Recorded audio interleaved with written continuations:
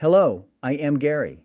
If you have seen one of my videos before, then you already know I am about to become an 80-year-old male that is realizing I am no longer going to live forever like I believed when I was in my 20s. I never really worried about tomorrow and preferred to only be concerned about enjoying life and providing for my family and myself as a positive, hardworking, honest human being. Seems simple enough, and I can look back and see I did all right with that outlook, and it worked for me. Back then, however, now looking into the next and coming years, there does seem to be an end game ahead, something I wasn't ever concerned about.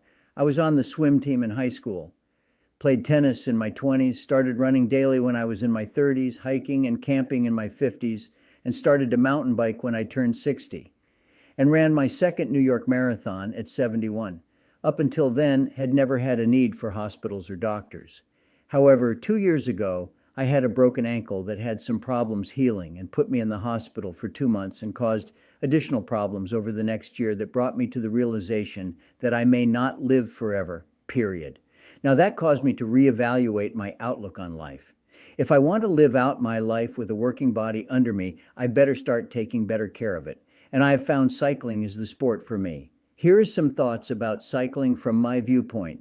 And if you find some comfort in knowing I am a lot like you, please subscribe to my channel for more videos on this subject and keep on cycling if you can. How old is too old to ride a bike? Cycling is sometimes considered a form of exercise and enjoyment reserved only for children or the most avid sporting enthusiasts. However, when you peel back the surface of cycling, it's a sport that is perfect for everyone, including people over the age of 60. Everyone should get riding a bike, but there are many specific reasons why taking the time to get on a bike in later life is important. Cycling is an ideal way to keep active throughout our lives. We are repeatedly told to keep active and exercise as much as possible. This can be challenging both from a physical and logistical point of view, but especially as we age. However, the benefits of cycling cannot be underestimated.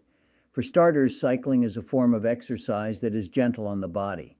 It is classed as a low-impact form of exercise due to the rotational movement involved. Unlike a lot of other sports, the low-impact nature of cycling dramatically lowers the risk of injury. But remember, just because it is considered low impact does not mean it isn't having a positive impact on the body. Similar to running or other more taxing forms of exercise, cycling works the cardiovascular system, which helps to keep the heart healthy for longer. According to the NHS, regular cycling can help to combat the onset of chronic illnesses such as heart disease, type 2 diabetes, and stroke. Cycling in the great outdoors, exercising in a gym is certainly beneficial, but the advantage of a pedal bike is it gets you outside. Riding a bike is a great excuse to get up and enjoy the outdoors. As an added boost to those looking to ride bikes, there has been an increase in cycle paths popping up all over the rise in designated routes has also helped to reduce risk, as most are away from the road and specifically for cyclists. Cycling in the great indoors with more and more exercise bikes in gyms and in homes, cycling can be one of the few sports which is not weather dependent, certainly a bonus in the U.S. An exercise bike is also a great way to start slowly. For example, if you are recovering from illness or simply if you've not been active for a while and need to get back to a fitness routine.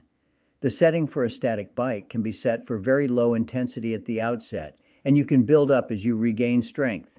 When you consider that the NHS recommends older adults should exercise for at least 150 minutes a week, there is even more incentive to get riding because cycling is an excellent way to work towards that target, whatever the weather. Cycling is social.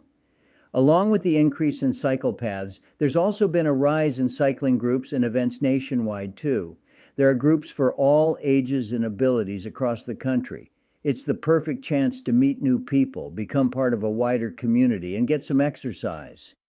The mental health benefits of cycling. Cycling isn't just good for physical health either. It is also possible to use a bike to support the journey out of depression, anxiety, or high stress.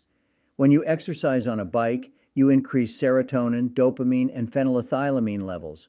All of these hormones help to make us feel happier, more alert, and relaxed. This is why it is important to get moving when you're down, even though it may seem difficult to get motivated. But you do not have to take my word for it. According to Better Health, even half an hour each day, can improve both our physical and mental health. It is clear there are so many benefits to taking up cycling in older age.